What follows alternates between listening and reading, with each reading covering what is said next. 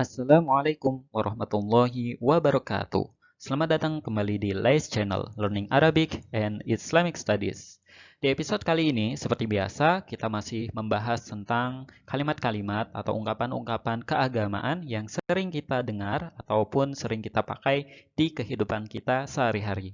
Episode kali ini akan membahas sebuah kalimat yang berbunyi Insya Allah, yang artinya jika Allah berkehendak. Bagaimana maksud kalimat ini dan bagaimana penggunaan kalimat ini di situasi apa saja kalimat ini kita pakai, kita akan saksikan di video kali ini. Akan tetapi sebelum itu perlu diperhatikan bahwa kalimat insya Allah ditulis secara terpisah. Jadi tidak tepat kalau kita menuliskan insya Allah di dalam bahasa Arab, akan tetapi in nun di situ langsung disambung dengan sya. Nah, itu adalah penulisan yang kurang tepat, yang tentunya akan merubah makna atau merubah arti dari kalimat itu sendiri. Oke, langsung saja kita masuk ke pembahasan kita pada hari ini. Let's check it out. Sahabat List Channel, seperti biasa di dalam video ini kita akan melalui beberapa step untuk sampai pada sebuah kesimpulan. Yang pertama tentunya kita akan membahas landasan dalil, yang kedua penjelasan dalil, dan yang ketiga adalah perbedaan redaksi. Yang dimaksud redaksi di sini adalah seperti kita ketahui bahwa selain kalimat insya Allah, ada kalimat yang mirip secara makna dan juga mirip secara arti, yaitu kalimat dengan redaksi biidznillah yang artinya dengan seizin Allah. Nah, itu adalah kalimat yang sekiranya mirip dengan kalimat insya Allah, akan tetapi ternyata ada perbedaannya. Nanti kita akan saksikan di poin nomor 3 sebelum kita yang terakhir sampai pada sebuah kesimpulan akhir yang akan kita tuju. Untuk landasan dalil sendiri, para ulama ketika membahas tentang kalimat insya Allah ternyata mengutip sebuah ayat yang merupakan sebuah dasar bagaimana kita disunahkan untuk mengucapkan kalimat insya Allah.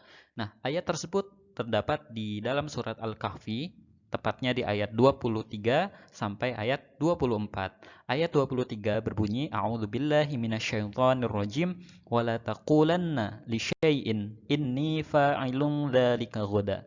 Yang artinya, wahai Nabi Muhammad, dan jangan sekali-kali engkau mengatakan terhadap sesuatu, aku pasti melakukan itu besok pagi.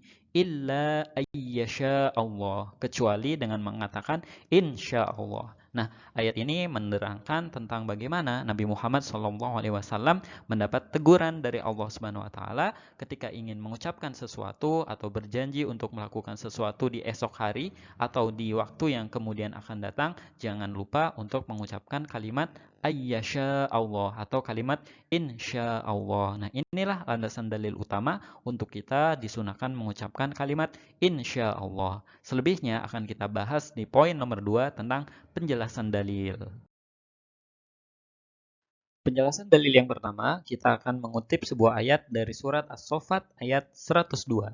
Ayat ini menceritakan tentang kisah Nabi Ibrahim yang diperintahkan oleh Allah Subhanahu wa taala melalui mimpinya untuk menyembelih salah satu anaknya. Ada yang mengatakan anak yang disembelih ini adalah Nabi Ismail, tapi ada juga pendapat yang mengatakan anak yang dimaksud di sini yang diperintahkan untuk disembelih adalah Nabi Ishak alaihissalam. Nah, ayat di sini mengatakan atau merupakan sebuah penggalan dari perkataan Nabi Ismail ataupun Nabi Ishak yang mengatakan bahwa qala ya abati, wahai ayahku, if'al ma tu'mar, laksanakanlah apa yang engkau diperintahkan. Satajiduni, insyaallah engkau akan mendapati aku, ya, insyaallah, dengan kata insyaallah minas sobirin, saya termasuk orang-orang yang sabar. Nah, penggalan ayat ini menjadi sebuah landasan dalil juga bahwa kita disunahkan untuk mengatakan insya Allah. Sebagaimana Nabi Ismail ataupun Nabi Ishak mengatakan insya Allah kepada Nabi Ibrahim bahwa saya insya Allah akan menjadi orang yang sabar meskipun saya akan dikorbankan sebagaimana engkau diperintahkan, wahai ayahku. Nah, itulah salah satu penjelasan dalil dari perkataan insya Allah. Hal ini dijelaskan oleh Al-Imam Ar-Razi dalam kitab tafsirnya Mafatihul Ghaib atau juga di salah satu kitab tafsir kontemporer dari kitab At-Tahrir wa Tanwir karya Ibnu Ashur. Nah, mereka mengatakan bahwa Ucapan Nabi Ismail atau Nabi Ishak itu adalah isti'anatan ala tahqiqihi, dalam rangka meminta tolong kepada Allah untuk diwujudkan apa yang mereka harapkan.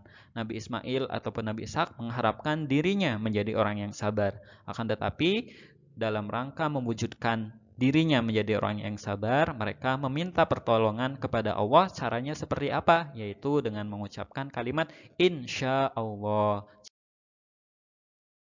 Nah, dalam penjelasan dalil yang kedua, ternyata kalimat insya Allah juga pernah dikatakan atau disampaikan oleh Nabi Musa ketika ia menjanjikan kepada Nabi Khidir selaku calon gurunya, bahwa Nabi Musa mengatakan satajiduni, engkau akan mendapati aku insya Allah sobiron, sebagai orang yang sabar, wala a'si laka amro, dan saya tidak akan mengingkari apa yang akan engkau ajarkan kepadaku. Itulah perkataan Nabi Musa ketika diperintahkan oleh Allah untuk berguru kepada Nabi Khidir alaihi salam.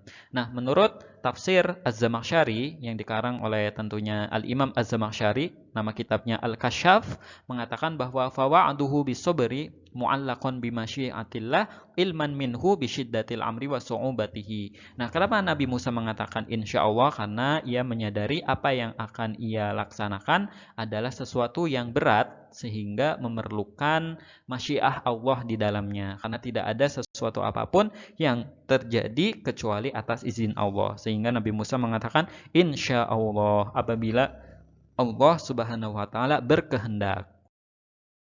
Untuk penjelasan dalil yang ketiga adalah ayat yang tadi di awal kita sampaikan, yaitu tentang bagaimana Nabi Muhammad SAW dalam rangka sebuah pengajaran, beliau ditegur oleh Allah Subhanahu wa taala untuk senantiasa mengucapkan insya Allah ketika menjanjikan sesuatu, ya. Wala taqulanna, jangan sekali-kali engkau mengucapkan wahai Nabi Muhammad li syai'in, untuk sesuatu, inni fa'ilun dzalika ghadan. Oke, saya akan lakukan itu besok. Illa ayyasha Allah, kecuali engkau mengikuti perkataan itu dengan ucapan insya Allah. Nah, menurut Al-Imam At-Tabari di sini menjelaskan wahada ta'dibun minallahi azza dzikruhu li nabiyhi sallallahu alaihi wasallam. Ini merupakan ta'dib. Ta'dib itu adalah sebuah pengajaran dari Allah Subhanahu wa taala kepada nabinya sallallahu alaihi wasallam. Nah, mengajarkan untuk apa? Yaitu tadi alla yajzima ala ma yahdus minal umur annahu kainun la mahalata illa ayyasilahu bimasyiatillah. Kalau ingin menjanjikan sesuatu tanpa terkecuali harus mengucapkan insya Allah. Li'annahu la yakunu syai'un illa bimasyiatillah. Karena tidak ada sesuatu yang terjadi kecuali atas izin Allah. Penjelasan dalil yang terakhir, kita akan mengutip sebuah hadis yang diriwayatkan oleh Abu Hurairah di dalam kitab Sahih Al-Bukhari, atau juga hadis ini terdapat di Sahih Muslim, ya. Menurut Abi Hurairah bahwa beliau mengutip sebuah hadis dari Nabi Muhammad SAW. Nabi Muhammad menceritakan tentang kisah Nabi Sulaiman. Saat itu Nabi Sulaiman berkehendak atau berencana untuk menggauli istrinya pada suatu malam. Akan tetapi sebelum menggauli, ternyata Nabi Sulaiman diperingatkan oleh malaikat. Ya, faqala lahu al-malak. Maka berkatalah seorang malaikat kepada Nabi Sulaiman, "Qul insya Allah." Wahai Nabi Sulaiman, apabila kamu berencana melakukan sesuatu, katakanlah insya Allah. Nah, hadis ini menurut Al-Imam An-Nawawi dikatakan bahwa wafihi fawaid. Hadis ini memiliki banyak faidah ataupun juga kesimpulan-kesimpulan penting. Minha, salah satunya adalah ayyustahabbu lil insan, yaitu disunahkan bagi manusia apabila ingin melaksanakan sesuatu ayyaqula insyaallah taala, ya, untuk mengucapkan insyaallah. Nah, sekarang kita sudah sampai ke perbedaan redaksi, bahwa tadi di awal sudah disampaikan kalimat insya Allah itu memiliki padanan kalimat yang lain yang artinya hampir sama, yaitu biidznillah, dengan seizin Allah. Insya Allah jika Allah menghendaki. Nah, akan tetapi ternyata menurut para ulama, salah satunya adalah Profesor Dr. Quraish Shihab di dalam bukunya Kosakata Agama menyampaikan bahwa insya Allah itu berbeda dengan biidznillah. Meskipun sekilas arti dan maknanya adalah sama. Perbedaannya apa? Kalau insya Allah adalah untuk kejadian ataupun kasus yang ada kehendak ataupun ada ikut campur dari manusia di dalamnya untuk mewujudkan hal tersebut.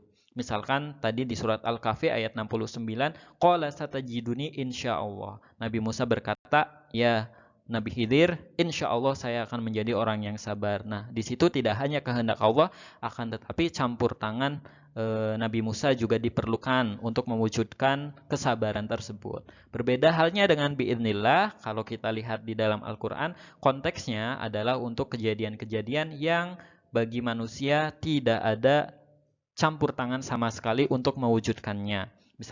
Misalkan di sini di surat Al-Baqarah ayat 97, "Qul man kana aduwwan li Jibril fa innahu nazzalahu ala qalbika biidznillah." Katakanlah wahai Nabi Muhammad, barang siapa yang memusuhi malaikat Jibril, maka sesungguhnya malaikat Jibril itulah yang menurunkan kepadamu Al-Qur'an biidznillah, yaitu dengan izin Allah, bahwa turunnya Al-Quran melalui malaikat Jibril dari Allah kepada Nabi Muhammad itu pure adalah kehendak Allah, tidak ada campur tangan dari manusia, sehingga yang dipakai adalah kalimat biidznillah. Dan begitupun di beberapa ayat yang lain yang konteksnya adalah tidak ada campur tangan manusia di dalam mewujudkan hal tersebut. Itulah biidznillah. Kalau insya Allah ada campur tangan manusia. Begitu perbedaan antara redaksi insya Allah dengan biidznillah. Setelah melalui beberapa kajian dalil dan juga tadi kita bahas tentang perbedaan redaksi, kesimpulan dari video kali ini yang pertama adalah kalimat insya Allah itu memiliki arti jika Allah berkehendak. Nah, ini adalah sebuah kepasrahan bahwa tidak ada sesuatu yang terjadi kecuali atas izin Allah. Nah, tapi perlu diperhatikan bahwa kepasrahan di sini bukan berarti tidak ada upaya dari manusia untuk mewujudkannya. Nah, akan tetapi kita juga harus berikhtiar, selain juga tentunya bertawakal. Nah, ini berbeda dengan kalimat biidznillah yang memang tidak ada campur tangan dari manusia di dalamnya untuk mewujudkan hal atau konteks tersebut. Nah, tapi kalau insya Allah ya kita ada upaya di situ, tentunya ada ikhtiar. Nah, karena yang kita pakai adalah insya Allah. Nah, yang terakhir, mari kita melaksanakan sunnah, karena tadi juga sudah disampaikan bahwa ada kesunahan ternyata ketika kita ingin melakukan sesuatu untuk mengucapkan insya Allah dalam rangka isti'anatan, meminta tolong kepada Allah Subhanahu wa taala untuk mewujudkan apa yang sedang kita rencanakan. Oke, demikian pembahasan kita kali ini. Sampai ketemu lagi di pembahasan selanjutnya. Mudah-mudahan bermanfaat. Kalau ada kesalahan ataupun ada masukan, silakan bisa disampaikan di kolom komentar. Kurang lebihnya mohon maaf. Wallahul muwaffiq ila aqwamit thoriq. Wassalamualaikum warahmatullahi wabarakatuh.